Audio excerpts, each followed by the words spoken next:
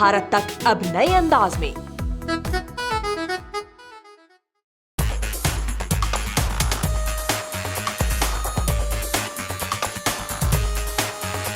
भारत चीन के तनाव के बीच अमेरिका की तरफ से आने वाली खबरें वाकई में हमेशा से ही चिंताजनक रही हैं।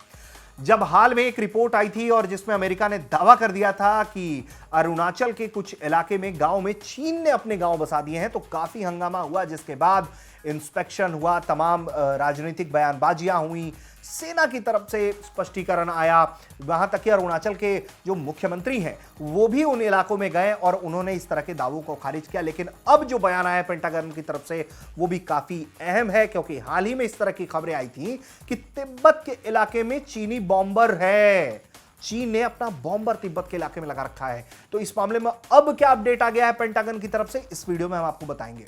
अमेरिका रक्षा मुख्यालय पेंटागन ने हिमालयी क्षेत्र में भारत से जुड़ी सीमा के करीबी चीनी सैन्य निर्माण पर जो है वो चिंता जताई है।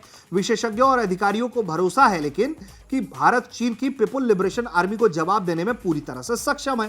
पेंटागन के एक अधिकारी उन्होंने कहा है कि फॉरेन पॉलिसी ने जो है उनके विभाग का, उसमें अपनी रिपोर्ट में कहा है कि सीमा पर सैन्य निर्माण चीन की क्षेत्रीय आक्रामकता के अनुरूप है और ऐसा हिंद प्रशांत क्षेत्र की अन्य जगहों पर भी देखा जाता है।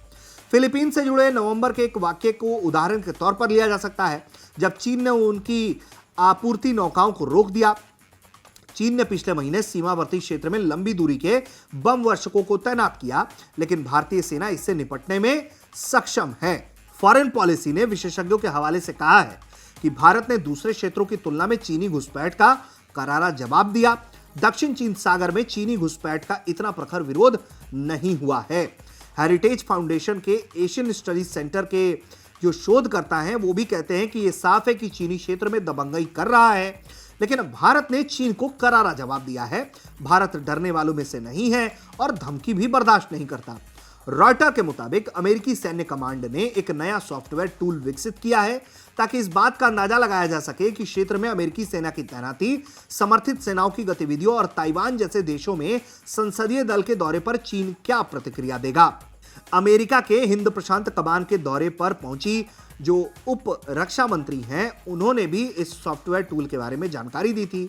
एक खास बातचीत में कहा गया था कि टकराव की आशंकाओं के बीच चुनौतियों को समझने और उसके मुकाबले के लिए तैयार रहना होगा। ये जो खास टूल है वो रणनीतिक टकराव का आकलन करता है, साल 2020 की शुरुआत से उपलब्ध आंकड़ों का विश्लेषण करता है और निर्धारित करता है कि किन किन गतिविधियों ने चीन अमेरिका संबंधों को प्रभावित किया है। तो कुल मिलाकर अगर देखा जाए तो भारत और चीन के बीच में जिस तरह के तनाव है उसको लेकर दुनिया की नजरें टिकी हुई हैं।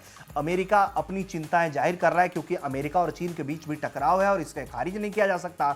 ऐसे में अमेरिका की चाहत शुरू से रही है कि उसके अमेरिका और चीन के जो झगड़े में अगर भारत जो है अमेरिका के पक्ष में खड़ा हो जाएगा तो चीनी पक्ष जो है वो बहुत कमजोर हो जाएगा।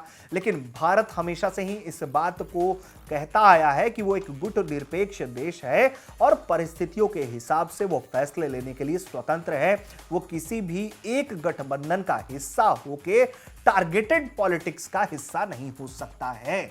हालांकि अमेरिका को भी भारतीय सैन्य शक्तियों पर भरोसा है, जैसा कि इस रिपोर्ट में बताया गया है, और हम सब भारतीयों को भी इस बात पर पूरा यकीन है कि चीनी सेना अगर कोई गुस्ताखी करती है तो 1 के बदले 10 और 10 के बदले 100 वाला अंदाज भारतीय सेना का जरूर बरकरार है।